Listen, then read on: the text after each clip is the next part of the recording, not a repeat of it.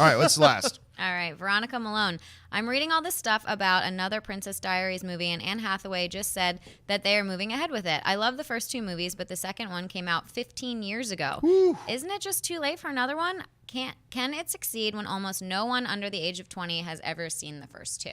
You know, that's a great point she kind of brings up at the end. Can it succeed when almost nobody under 20 has ever seen it? That's a really interesting point you raise. Now, just so we're all on the same page here and we understand the context, here's what Anne Hathaway had to say. They were talking about, because there's been a lot of talk about Princess Diaries 3, and this is what she said. She said, there is a script for the 3rd movie. There is a script. I want to do it. Julie Andrews wants to do it. Deborah Martin Chase, our producer, wants to do it. We all really want it to happen.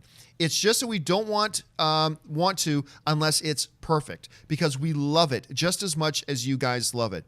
It's as important to us as it is to you, and we don't want to deliver anything until it's ready, but we are working on it. So that sounds like pretty much the pedals being put to the metal.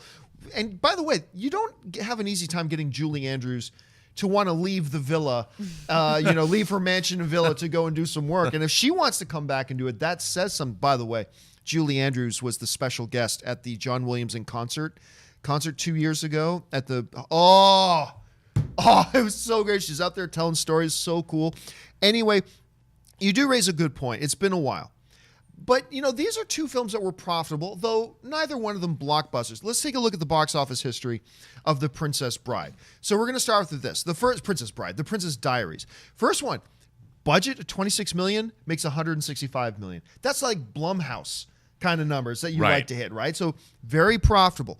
Then you move on to the sequel a couple of years later. They increased the budget a bit, went to $40 million, made a little bit less, but still in the profitable region, making $135 million. It is one of those things, though. It is one of those series and franchises that people continued to talk about it for years. I know in my household, you bring up Princess Diaries, Anne loves it. I mean, it's like, I love it. So there's a lot of people who love it. I'll say this. While there is that risk that they bring up in the email, a lot of people have never even seen these films. I think if you can come in and make this movie in the $20 to $40 million range, I think this is a movie that could very comfortably cross that break-even mark and make the studio some money. I think it would have a pretty good shot. What do you think? I couldn't agree more. I mean, I think the Princess Diaries are perfect examples of the HBO test, which is if it comes on TV or you're scanning through channels and the Princess Diaries is on, even I will stop and watch. You can't help but watch. And I know some people, Anne Hathaway has gone, people don't, Anne Hathaway. I don't care. I love Anne Hathaway. I think she's love awesome. her. I love seeing her on talk shows. I love watching her performance. I love her as Catwoman. I have a Hot Toys action figure of her sitting on the Bat Pod. And every time I see Anne Hathaway, I could just imagine her going, there's a storm coming, John. It's called The Princess Diaries 3. You will watch it. I love her. And bring it on. Isn't the world a better place if it's a trilogy? I mean, if we can say the Princess Diaries trilogy. I've never felt the need to say that, but until today. Until today. I am not even sure today. By the way, a little side note. She was just in what I think was a bit of an underrated movie, Ocean's 8, with Sandra Bullock and stuff like that. She kills it in that movie. Oh, yeah. She steals that movie from all these other all-star talent in there.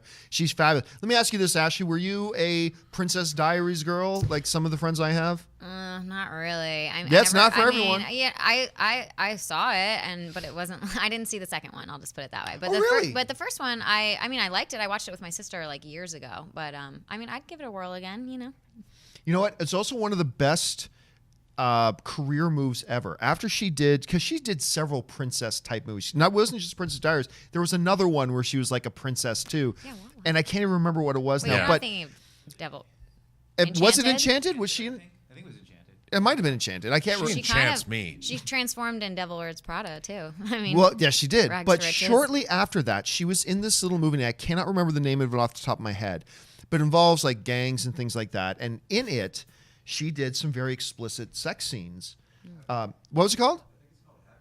Havoc. Thank you, Ray. Yes. Why did you know that one, Ray? Okay, so yeah, so All right, that's the evil. Like she's the rich LA girl that goes and hangs out. So I saw that, but movie. it was a brilliant career move because at the time, like she she was in danger of getting herself typecast, only seen a certain way, and then she went so outside of the box, and I think that led created a path for her to do a lot of things and break out of just that princess mold.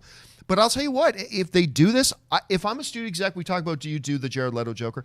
I greenlight this. I greenlight it immediately. And if Julie Andrews is on board, yeah, hell, why not? Why not? I I'm all agree. for it.